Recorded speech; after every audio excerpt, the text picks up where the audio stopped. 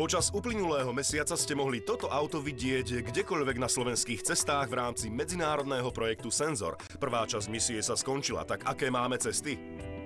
Samozřejmě slovenské cesty jsou stejně rozmanité jako české, od velmi pěkných, moderně postavených, u kterých nelze mít žádné výtky, až po silnice první třídy, které samozřejmě mají ty všechny neduhy svého historického vývoje, mají ostré zatáčky, mají přímou obsluhu území, mají špatná svodidla a mají čela betonových propustků, prostě řadu pevných překážek, o které se zabíjejí lidi nebo mohou zabíjet.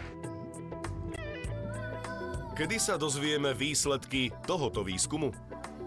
Výsledky budeme znát na jaře, protože ta vlastní inspekce, to sejmutí toho videozáznamu se všemi technickými podmínkami kvality, přesnosti, lokalizace a tak dále, to je jenom ta první fáze. A ta druhá fáze, která je daleko náročnější na pracnost, je ta fáze toho kódování. Keď budú výsledky oficiálne, je nádej na zlepšenie situácie? Prvá vec, alebo prvý taký, keďže sme na pôde občianskeho združenia, je informovanie motoristickej verejnosti. To znamená, aby vodič vedel, že sa pohybuje na potenciálne bezpečnej alebo nebezpečnej ceste. Dúfame, že podľa toho upraví svoje vodičské správanie. A ďalší dôležitý krok je, že tieto výsledky sa poskytnú prevádzkovateľom alebo správcom komunikácií s navrhnutými opatreniami.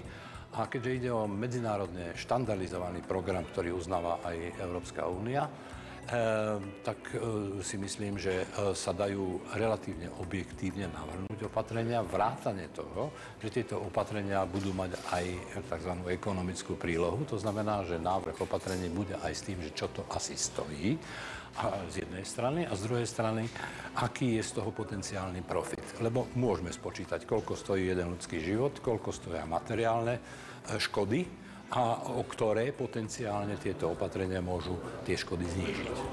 SAMŠ je partnerom tohto medzinárodného projektu, ale športovci majú aj ďalšie plány, ako prispieť k bezpečnej jazde. V každom prípade na to, aby ľudia vedeli, ako sa bezpečne správať na cestách, potrebujú počas svojho života od materskej škôlky, keď cez základnú školu až po dospelý život stále sa vzdelávať.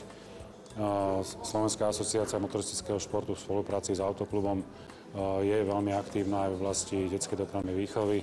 Tento rok sme preškolili 10 000 detí na školách, za čo sme nesmierne hrdí a na budúci rok budeme pokračovať. Takisto chceme spájať oblasť motoristického športu s prevenciou a bezpečnosťou na cestách.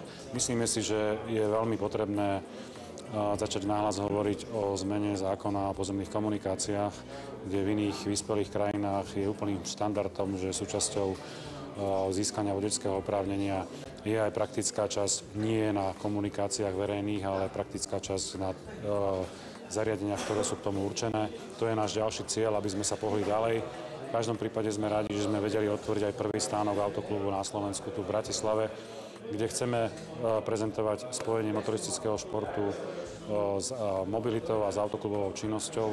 Dali sme sem preto aj simulátor, aby ľudia nepretekali na cestách, ale pokiaľ nemajú čas profesionálne sa venovať športovej motoristickej činnosti, tak si to môžu vyskúšať na našom simulátore, kde sú tie veci veľmi reálne, pretože naši športovci, profesionáli trénujú na tomto zariadení. Stále naliehavejšie zaznieva požiadavka zvýšiť počet hodín praktickej jazdy, tak si teda počkáme na avizované zmeny v zákone.